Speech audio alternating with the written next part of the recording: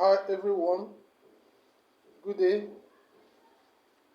In our various competency building lectures materials we have prepared, we have outlined series of topics that we hoped will help individuals to build competencies that will enable them to excel in their various human endeavors.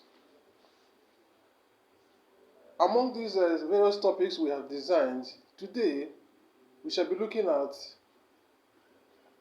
improving your public speaking effectiveness. Improving your public speaking effectiveness.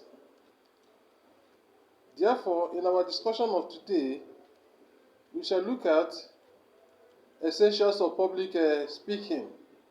What are those essential things you need to understand about public speaking? Then delivery in public speaking. Delivery in public speaking. How do you go about to deliver your ideas and messages in a public speech? As well as timing and feedback in public speaking. Key issues you need to know in public speaking. These are some of the issues that will be discussed in our discussion of public speaking. So let's start by looking at essentials in public speaking. Introduction to public speaking. Public speaking today has become a common phenomenon that hardly can anybody excel and succeed in his or her human endeavor without having very good knowledge and competency in public speaking. In all our various human endeavors, be it political, social, career-wise, economic, and business, addressing the public has become inevitable. How we present ourselves in our public speaking will inflate the kind of image that we create in the mind of our listeners. How we can excel in our political careers and other human endeavors depend to a great extent on the kind of person that we create in the mind of the general public or in the mind of our listeners. You cannot separate effective communication from achieving success in our human endeavor. To this end, we shall be looking at public speaking. In carrying out our public speaking, the public speaking must be planned, prepared, and properly executed. And we must get feedback from our listeners. All this will help us to succeed in our public speak delivery. So let us start by knowing essential things that are very, very important in our public speaking. The first thing we need to look at is preparation for public speaking. As the saying goes, there is nothing you can do in all human endeavors without preparation. He who fails to plan, plans to fail. So for you to succeed in public speaking, you have to make essential preparation. Making initial preparation for public speaking is essential for achieving success in our public speaking. Like in every other human endeavor and activities, having good preparation before embarking on public speaking enables us to overcome the problem of nervousness and jittery that is usually associated with public speaking. Proper preparation before embarking on the public speaking will enable you to have confidence in yourself and overcome most of those pressures that you may encounter while you are delivering the public speech. As part of your preparation, you should consider the following. These are essential things we must consider in making preparation for our public speak. The first one is the audience. The audience are the receivers of a message. Before embarking on your public speech, you need to know whom your audience. Who are your audience? How many are they? What are their level of education, experience, and how will they compare themselves with you educationally and intelligently? Are they more educated than you? What do they know about the subject matter of discussion? Are they more knowledgeable than you on the subject matter of discussion? What will be their attitude towards you? All these are very essential and needful for you to succeed in your public speech. You have to plan very well to gather the necessary more information. If it is true that your audience are more knowledgeable than you in the subject matter, there is the need for you to gather enough material and information and educate yourself before you start the public speech, or else you may be short of words when it comes to public speak. Therefore, you make appropriate preparation to know where your audience are, what are their level of education, how much do they know on the subject matter of discussion. Some audience may be there to assess your performance, to make jest of you, to know the extent you know about that subject matter. That's why you have to gather as much information on that issue of discussion, or else you may be making mess of yourself when it comes to public speech. Another preparation you have to embark upon is the purpose. You have to understand the purpose of your discussion. The purpose of your speech should focus on the message or the idea you want to communicate to your listeners. You should also consider the purpose of the discussion. Are you there to put forward an idea, to inform, to educate to your listeners, to convince them, to enlighten the audience, or what your viewpoint is all about? Do you intend to inform your audience or to educate them on an issue? Or do you just want to convince them to buy into your own idea? So what are the purpose of your discussion?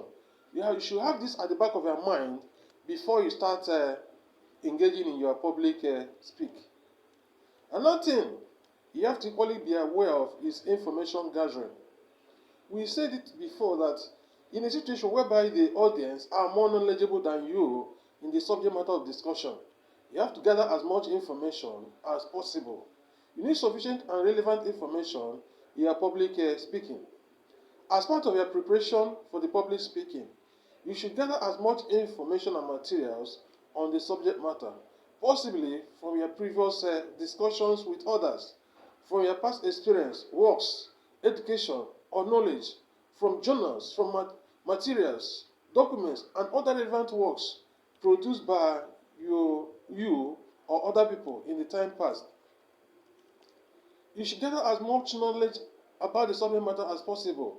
Read other articles, journals, publications that are relevant to the subject matter of discussion. After these materials have been assembled, you should embark on how you organize them, arrange them in such a logical manner to avoid a situation whereby they are going to be haphazard. You should endeavor to ensure that your speech delivery is logical in presentation and coherent, and should also be sequential. You just start your speech logically from the beginning to the end. You don't just present your ideas just starting at the end then coming to the beginning. No, rather your speech should be as coherent and logical as necessary, so you'll be able to pass your idea to your listeners. Your beginning must arouse interest of your audience in the material. You should equally try to see how you can enlist sympathy from your listeners, just like the way Antonio enlisted the sympathy from his listeners. That is the Romans during the during the burial of Julius Caesar in Caesar of William Shakespeare. So let us just see an extract from William Shakespeare's Julius Caesar during Caesar's burial. After Brutus has presented his speech, Antonio came to the pulpit, to the place, and now presented his speech. After presenting his speech, he was able to convince the Romans to and arouse their interest. They started having much pity to the death of Caesar, and as a result of that, in fact, many of us who read that book, we know the aftermath of Antonio's speech. So let us go through the speech presented by Antonio in Julius Caesars of William Shakespeare. Friends, Romans, countrymen, lend me your ears. I come to bury Caesar, not to praise him. The evil that men do lived after them. The good is oft interred with their bones, so let it be with Caesar. The noble Brutus had told you Caesar was ambitious. If it were so, it was a grievous fault. And grievous has Caesar answered it. Here, under leave of Brutus and the rest, for Brutus is an honorable man. Come I to speak in Caesar's funeral. He was my friend, faithful and just to me. But Brutus says he was ambitious. And Brutus is an honorable man. He had brought many captives home to Rome, whose ransom did the general coffers fill. Did this in Caesar seem ambitious? When that the poor have cried, Caesar had wept. Ambition should be made of thinner stuff. Yet Brutus says he was ambitious. And Brutus is an honorable man. You would see that on the Lupercal, I thrice presented him a kingly crown, which he did thrice refuse. Was this ambitious? Yet Brutus says he was ambitious. And sure, he is an honorable man. I speak not to disprove what Brutus spoke, but here I am to speak what I do know. You all did love him once, not without a cause. What cause withholds? What cause withholds you, then not to mourn for him? O judgment that are fled to brutish beasts, and men have lost their reason. Bear with me, my heart is in coffin, dear with Caesar, and I must pause till I come back to me. So in this extract, we saw how Antonio responded to Brutus' oration at Julius Caesar's burial. After Antonio's presentation, in fact, he was able to arouse his audience and elicited their sympathy to take action. And they went on rampage and started hunting for and searching for and destroying, killing, and maiming.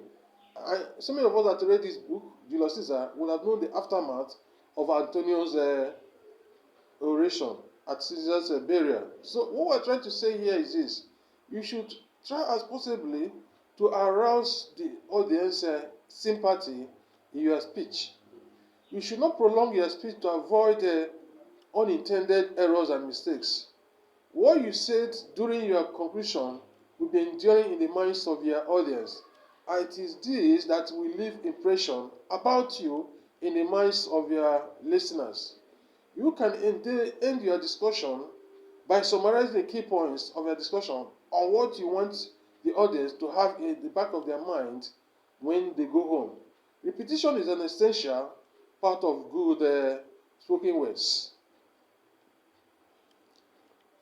We shall continue our discussion by also looking at principles of communication. Principles of communication.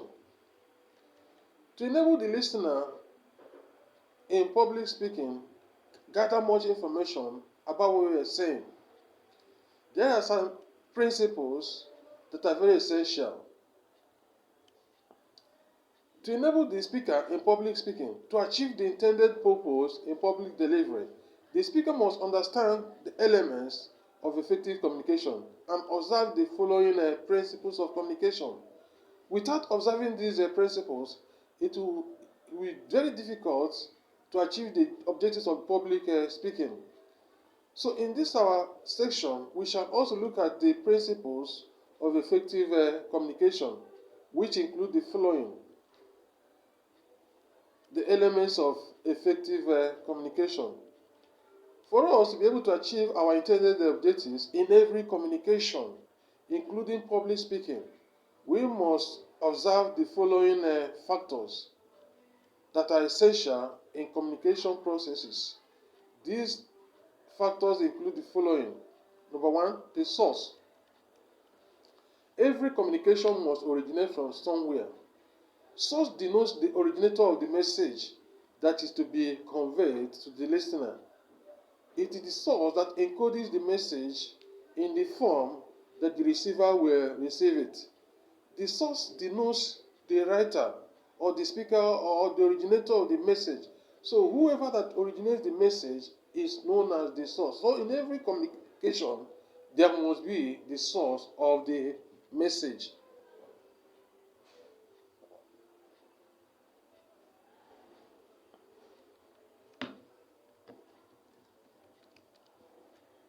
Another element of good communication is the message. The message is the idea, the information that is being conveyed or delivered to the audience. Every communication activity entails message. The idea that you want to convey to your audience is the message. It's the news, the story, the speech, or the ideas you want to convey to your audience. So in every communication, there must be a source, there must also be the message. Then also we have the channel, which is the third element, the channel. Channel is the pathway through which the message is being conveyed or passed to the audience. The means that the message is translated or transferred to the listeners. The channel represents the medium of communication.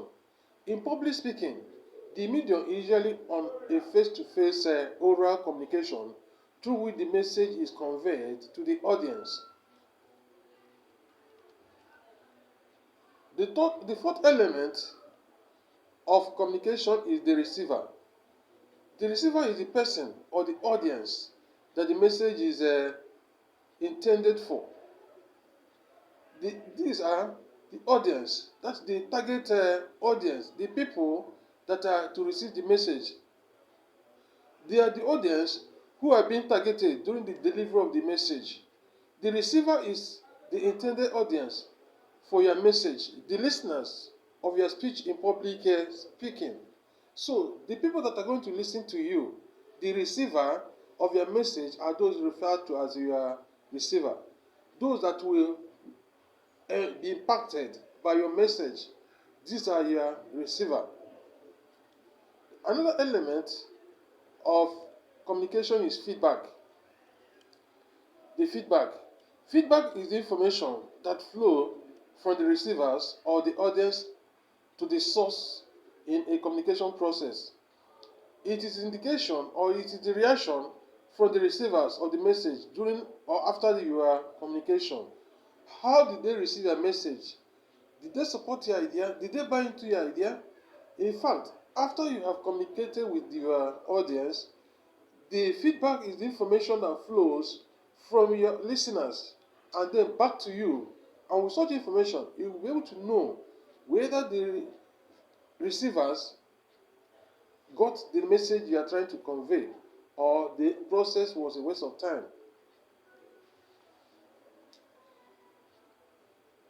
These 5 essential elements are explained in more details. So we want to look at all these in more details. We have mentioned them, but let's look at them in more details. A source. The source denotes the person that creates an object. That's the message being conveyed to the receivers of the message. This represents the originator of the message that are being communicated to the receivers during the communication process. Before you embark on any communication, there must be the purpose from communication and a message is communicated, the source encodes the message to be transmitted to the receivers into the form that the receiver will be able to understand what that message is all about. In preparing your message, there are some essential factors that you must consider. The communication skills of the communicator, that the source of the message. You have to look at the communication skill of the source, that's the communicator. Is he strong or knowledgeable in that subject matter? What are his skills? What are his level of education? You also look at his attitude, the attitude of the communicator. It could be that he's angry. If he's angry, he may show his attitude. If he's infuriated, he may show his attitude. What is the attitude of the communicator? Is he aggrieved, like in the scenario we presented above about Antonio's response to Brutus' oration during Caesar burial?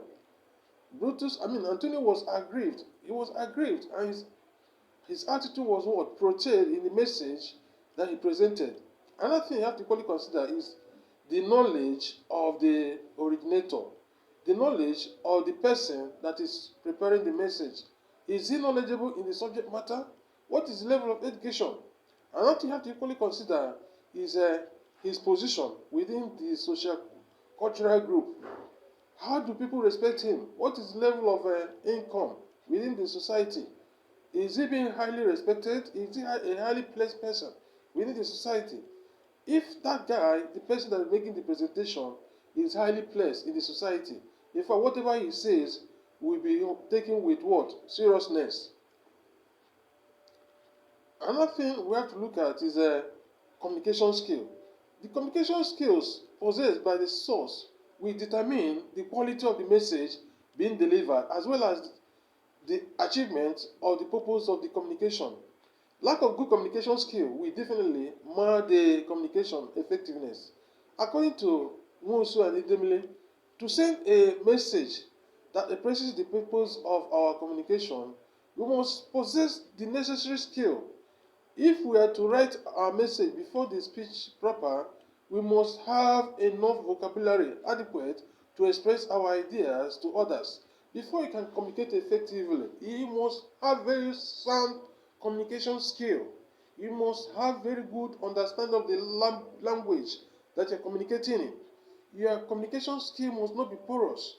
You must have very command of the language that you are communicating with. This will enable you to succeed in your public speaking. Another thing is the attitudes. This is another factor that determines whether communication will be effective or not. In almost all human endeavors, right attitude is very imperative to achieve our intended objectives.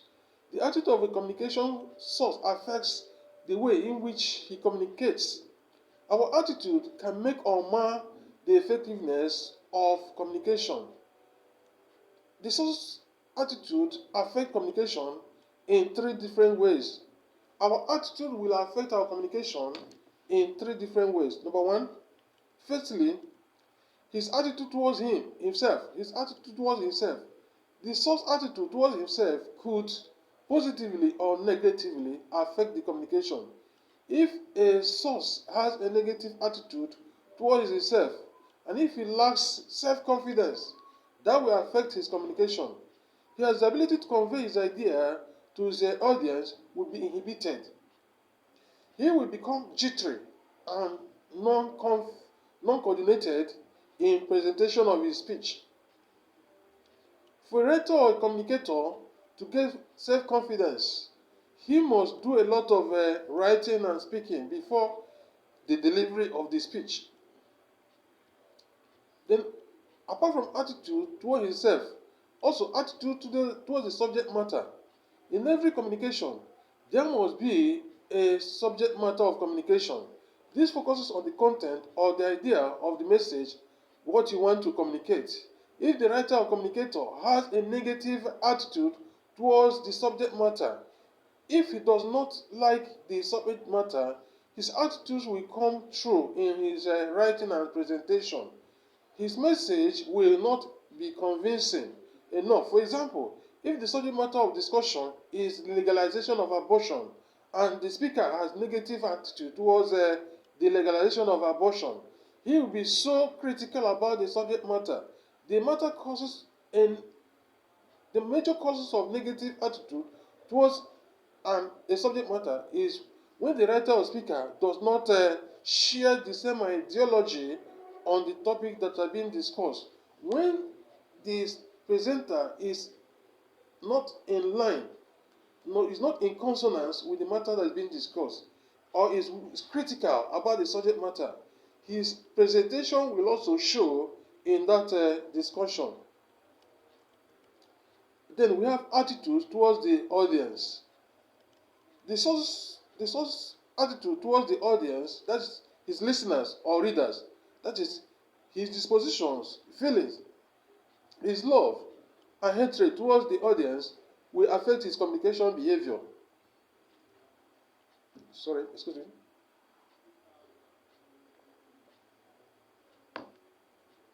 The attitude of the source towards the audience could be positive or negative. When the attitude of the source towards the audience is positive, and the listeners or readers realize that the speaker hates them or dislikes them, they will be critical about him. They will be less interested in the message he's trying to convey, and therefore the success of that message will be marred. On the other hand, when the audience realize that the attitude of the source towards them is positive, they will be more interested in what he's saying. They will pay more attention and be more serious, and they will even like him even when he makes a mistake. They will even show his support on him because they realize that he loves him, and so he loves them, and he's showing more concern for them. So in presenting your speech, you must think about the attitude of the presenter to himself, his own attitude towards himself, his own attitude towards his listeners, as well as his own attitude towards the subject matter. The knowledge level is another critical issue we must think about. The knowledge level, that's to say, the level of knowledge that the source has about the subject matter will affect his message and the quality of his speech delivery. What you can communicate depends on what you know. You cannot communicate what you do not know. You cannot also communicate with maximum and well-researched content material that you do not know about or does not understand. On the other hand, if the source knows too much about the subject matter of discussion, or if he is over-specialized in the subject matter of discussion, in fact, he might even err in his own particular communication skills if he resorts to employing high technical concepts in a manner that the receivers may not understand him.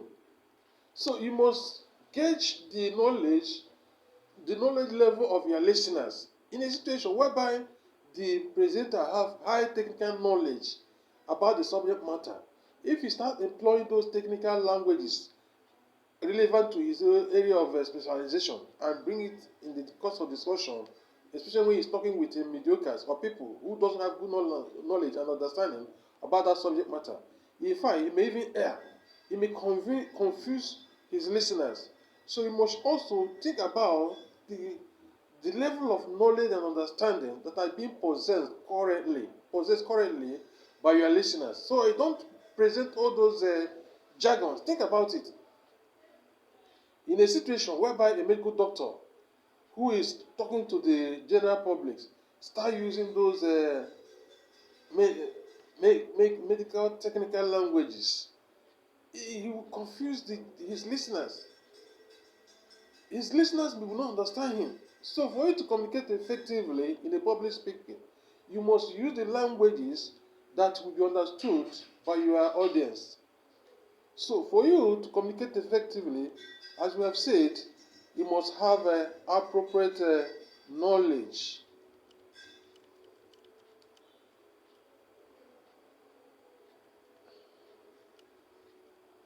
The next one is the message. A message is actual physical product of the source. It is the source that prepared the message. When we speak, the speech is the message that we were conveying. When we write, the writing is the message.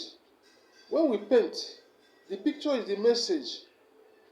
When we use gesture, the movements of our arms, the expression of our faces are the messages. For us to achieve effective communication, the following points should be taken into consideration. Number one, the message must be designed and delivered by the source to get attention of the intended receiver. When you are communicating in a public speech, you must make sure that you get the attention of your audience. Number two, the message must be tailored to substitute the style requirements of the channel and the source want to use. What we're trying to say here is this: you must make sure that the message can flow through the medium that have been designed to convey the message. For instance, in a public speak, you must make sure that your message are communicated on a face-to-face basis through audio means. You can record your voice and then play it subsequently, or you just present a facial oral communication. If you want to present to audience through means of letter writing, then you have to write such letters, such words, and then pass it through the medium. So, the message must be tailored to substitute the style requirements of the channel and the source that wants to use. The message must employ the language of reference, which refers to the experience common to the source and his receiver. You must use the same language, the same kind of language that are both uniform, between the audience and the audience and the communicator. The language that is the same between the presenter and the receivers. A presenter should not use a language that the audience do not understand. For instance, you know that the audience are English-speaking people. You now start employing French. Definitely there will be communication breakdown. For you to communicate effectively, you must employ the same language that are uniform with your listeners. Another thing you must know also is the message must arouse personality needs in the receivers. What I'm trying to say here is that the message must arouse personality needs of the receivers and suggest to them some ways that they need to meet up. What I'm trying to say here is this: in your communication, you must try as much as possible to arouse the personality needs of your receivers. Number 5, as communicators, in handling our message, we must always keep the receiver in mind at all times. You must think about who your listeners are. Who are they? What language is appropriate? What are their level of understanding in terms of the subject matter? You have to have very good understanding of all this before you start embarking on your communication. Then finally, we should treat the message in a way to achieve the maximum possible effect to accomplish our purposes. By message treatment, we mean the decisions that source makes as he embark on such a message delivery. He must ensure that he communicates in appropriate language that the listener understands. He must avoid using colloquial languages or vague languages or jargons that are not similar or that are not familiar by his audience. The next element of communication we're looking at is the channel. The channel. The channel is the medium that is used to convey the message to receivers for the source. Mass media of communication include newspapers.